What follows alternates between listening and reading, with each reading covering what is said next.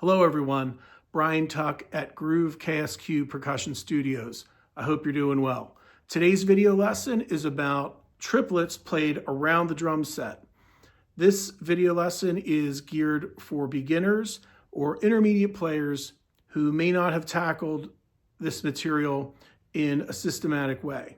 There will be another video geared towards intermediate and advanced players that'll have some figures that have a little bit more complexity and a little bit more speed to them.